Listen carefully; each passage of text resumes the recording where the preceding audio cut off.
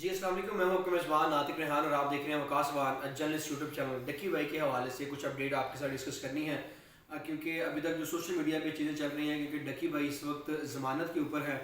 لوگوں کا یہ کہنا ہے کہ اب ان قریب ڈکی بھائی کے تمام جو معاملات ہیں وہ بہتر ہو جائیں گے۔ یہ اون کس کروٹ بیٹھنے والا ہے، ہمارے ساتھ سینئر کورٹ رپورٹر سلمان صاحب موجود ہیں، ان سے بات کریں گے کہ اس کیس میں کیا کیا پیچیدگیاں ہیں اور کیا کیا ریلیف ملنے والا ہے، ملے گا بھی کہ نہیں، مزید جو ہے چیزیں سلمان صاحب سے جانتے ہیں۔ سلمان صاحب پہلے تو بڑا شکریہ سر، یہ کیس آپ نے سارا کور کیا ہے شروع سے لے کر آخر تک، تو ڈکی بھائی کے حوالے سے کیا اپڈیٹ آگے سے؟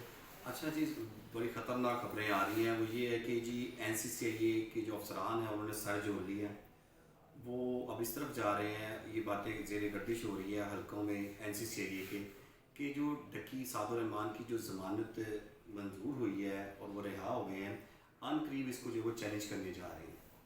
ٹھیک ہے، ابھی تو باتیں چل رہی ہیں، میں آپ کو وہی خبر دے رہا ہوں کہ یہ ہے کہ آپ کو میں اس کی مثال بھی دیتا ہوں کہ جو ہماری وزیر اطلاعات ہیں عاصمہ بخاری، اس کے جو ملزم تھا وہ ٹرائل میں پیش نہیں ہوا، تو اس کی ضمانت کینسلیشن کے لیے لاہور ہائی کورٹ میں دائر کر دی گئی ہے درخواست۔ ٹھیک ہے، اپیل درخواست دائر کر دی ہے۔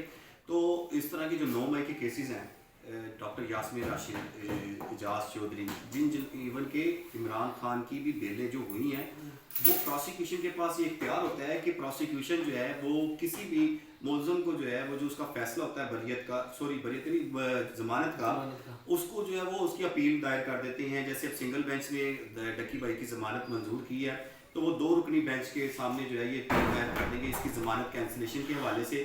وہ کہیں گے کہ جی سنگل بینچ کے فیصلے کو جو ہے وہ اس پر نظر ثانی کی جائے اور ملزم پر یہ الزامات۔ آپ دیکھیں نا چینجنگ، یہاں پر دیکھیں کہ یہی NCCIA جب عروب جتوئی کی ضمانت میں پیش ہوئے تو انہوں نے کہا جی ہمیں تو مطلوب نہیں ہے کسی بھی قسم کی، اس کی نہ گرفتاری مطلوب ہے نہ یہ ہمیں مطلوب ہے، تو انہوں نے عروب جتوئی نے واپس لے لی۔ ٹھیک ہے، اور اس وقت حالات کیا چل رہے تھے؟ حالات یہ چل رہے تھے کہ جو NCCIA کے افسران تھے وہ اس وقت جسمانی ریمانڈ پر تھے، تو تفتیشی افسر نے، اب مجھے سمجھ نہیں آ رہی یہ چال کھیلی کیا کیا، لچک دینے کی کوشش کی عروب جتوئی کو، تو عروب جتوئی نے جو ہے وہ ضمانت واپس لے لی تھی۔ ٹھیک ہے، اس کے بعد کیا ہوتا ہے جب چلان دیکھا جاتا ہے، چلان جوڈیشل مجسٹریٹ نمبر 2 جب پڑھتے ہیں، اس میں دیکھتے ہیں کہ جو عروب کا جو کردار ہے وہ لکھا ہوا ہے کہ یہ عروب جو ہے وہ سپورٹ کرتی ہیں اپنے خاوند کو، اور یہ جو پروموشن جو ہے کہ ایپ کی، اس کو جو ہے وہ پروموٹ کرتی رہی ہیں، تو گنہگار لکھ دیا۔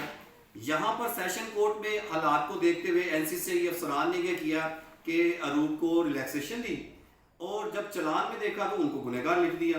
تو آپ یہ سوچ سکتے ہیں کہ NCCIA حکام جو ہیں کہ وہ ان کو کسی نہ کسی جگہ سے چھوڑیں گے، کیونکہ ان کی وجہ سے ان کے اعلیٰ افسران، عروب کی وجہ سے، ظاہری بات ہے عروب نے سٹینڈ لیا نا، اس کی وجہ سے ان کے جو NCCIA کے اعلیٰ افسران ہیں وہ اس وقت کوٹ لکھپت جیل میں قید ہیں۔ دیکھیے بھائی باہر آ گئے ہیں۔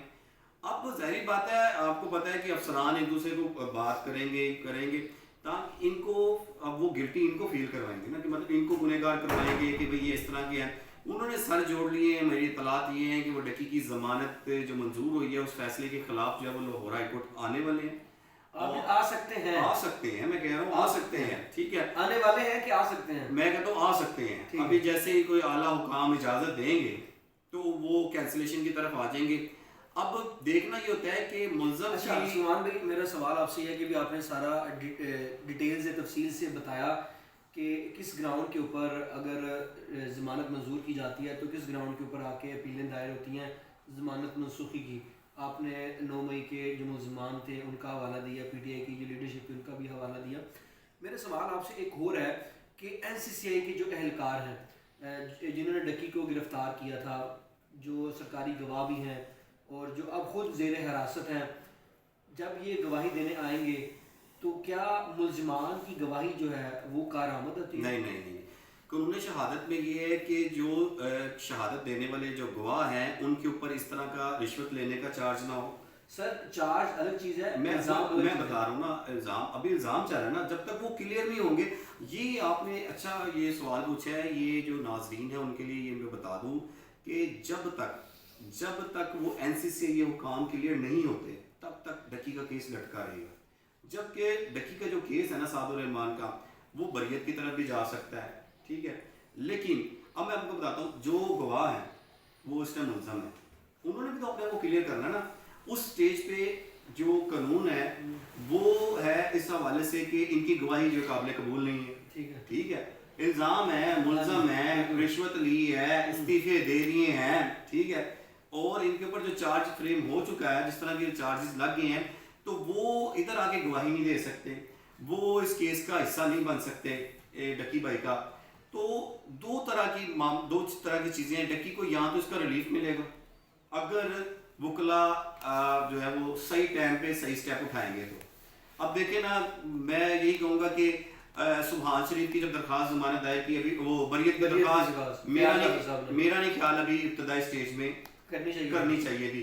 कुछ चीज़ें तो सामने आने दें, उसके बाद करनी चाहिए थी। इन्होंने जल्दबाजी कर दी।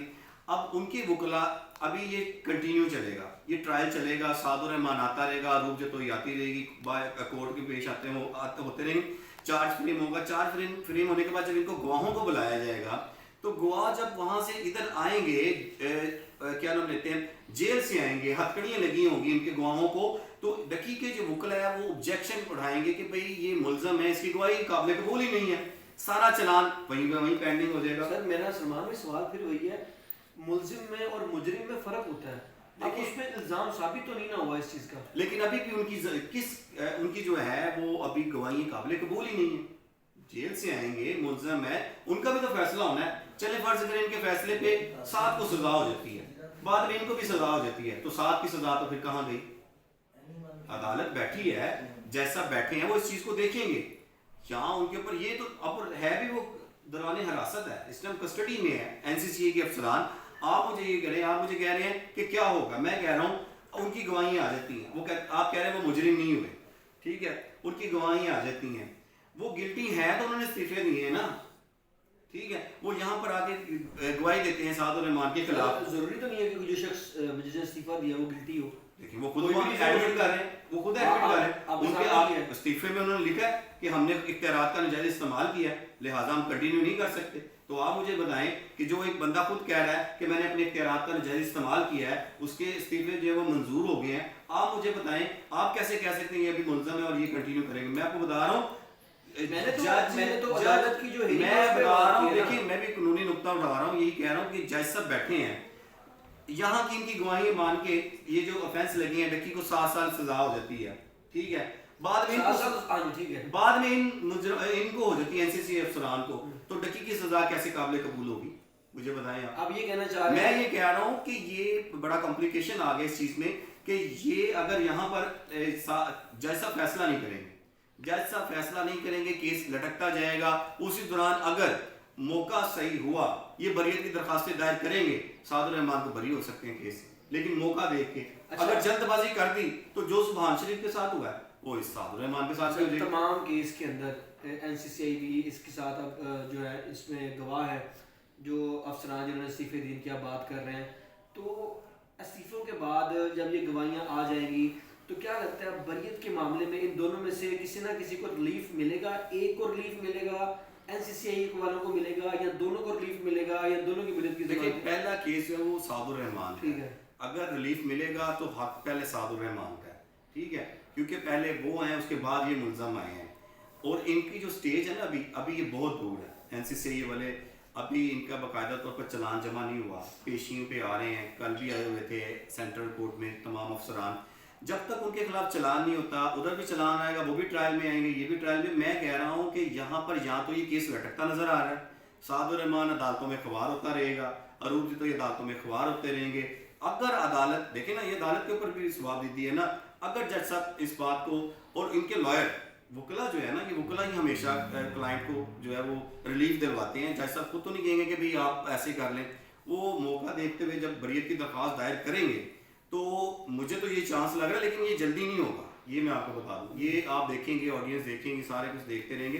ये भी जब टाइम पीरियड गुजरेगा ना, वो एक टाइम पीरियड होता है, 6 माह गुजर जाएंगे, फिर उनके वकला, उनके पास राइट है कि सर देखें यहाँ पे ये मुलजम है, इनके खिलाफ भी चलान अगर सबमिट हो जाता है एनसीसीआई के खिलाफ, ये कैसे गवाही देंगे और ये गवाही कैसे काबिल कबूल होगी? लिहाजा ये जो चलान है इसके ऊपर हम बरियत की दरख्वास्त देते हैं, वो बरियत की दरख्वास्त देंगे, और उम्मीद है उस स्टेज पे, लेकिन जल्दी नहीं करनी। 5-6 माह बाद अगर ये इनके वकला ये 6 माह लग जाएंगे, मैं बता रहा हूँ, ये मैं शॉर्टकट बता रहा हूँ। आपको पता है ट्रायल का, आपको पता है कि जो ट्रायल है ना, जो ट्रायल है, ट्रायल्स को जो जिला कचहरी में ट्रायल्स है ना, वो 4-4 5-5 साल चलता है। मैं आपको एग्जांपल दे देता हूँ, एक होता है 9C, एक होता है 9A मंशियात का।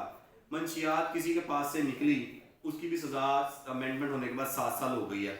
उस बंदे को मैं खुद आई विटनेस, उस तकरीबन 4था साल है, सिर्फ उसके पास उतनी मिकदार में निकली जैसे वो बंदा खुद पीता है, ठीक है, उसको लगती है 9A।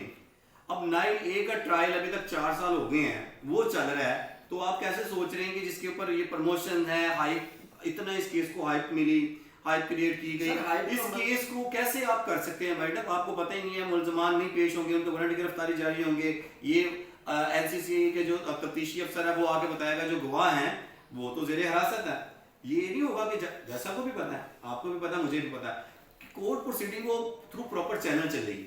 गवाहों को नोटिस होंगे, गवाह नहीं आते, फिर नोटिस होंगे, फिर नहीं आएंगे, फिर उनके वारंट गिरफ्तारी जारी होंगे। जैसे वारंट गिरफ्तारी जारी होंगे तो एनसीसीआई वाले आगे कहेंगे कि जनाब ये मुलजमान तो ऑलरेडी, ये तो जो है अफसरान, ये तो मुलजम है और वो इस केस में जेर हिरासत है। तो इस केस को चलते चलते और एक माह की भी आप ये कहना चाह रहे हैं कि एनसीसीआई इस केस को लटकाएगा? लटकता नजर आ रहा है, लटकाएगा, वो भी लटकाएगा।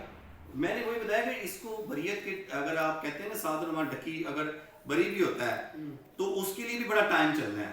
ये नहीं है कि बरियत की दरखास्त अभी दायर कर दी, ये वो। मसला ये आ रहा है कि जो मुलजम है, देखिए ना, अभी डकी भी मुलजम है, ठीक है, वो उसका बिहेव देखा जाएगा कि ट्रायल कोर्ट में पेश हो रहा है कि नहीं हो रहा, वक्त पर पेश हो रहा है कि नहीं हो रहा। अभी तो जब लास्ट टाइम आए वो लेट हो गए, लेकिन ये होता है कि वकला जब पेश होते हैं, वकला आके कहते हैं कि जी क्लाइंट किसी वजह से नहीं आ रहा। ये मैं बता दूं, ये चीजें देखी जाएंगी, आपको वैलिड रीजन देने होते हैं। हाँ जी, ये मैं आपको बता दूं, ये तो था फर्स्ट हियरिंग, तो सादुर रहमान लेट हुआ, वो 9 बजे वहां पे होगा, 9 बजे अदालतें टाइम है अदालतों का। सादुर रहमान अरूब जो तो वक्त पर आएगी। अगर ये चीजें नहीं आती, एनसीसीआई को मौका मिल जाएगा, ठीक है, और उस तरह वो अपील में आएंगे कि जमानतें खारिज हो सकती हैं। चलें, हमारे साथ हमारे बड़े प्यारे दोस्त सलमान साहब मौजूद थे और उनसे इस हवाले से अपडेट भी हमने ली। तो इस केस में क्या क्या अपडेट होगी, 9 तारीख को सुबरदारी का केस भी है डकी भाई के हवाले से, वो भी उस हवाले से भी आपको गाइड करेंगे। मज़ीद अपडेट के लिए चैनल को सब्सक्राइब कर लीजिए। अपने मेज़बान नातिक रेहान को दीजिए इजाज़त, अल्लाह ने के बाद। मान भी कर लीजिए। तू भी कहना सी क्या? मेरा भी चैनल सब्सक्राइब कर लीजिएगा। हाँ, कर दो। अली पकड़ाएंगे।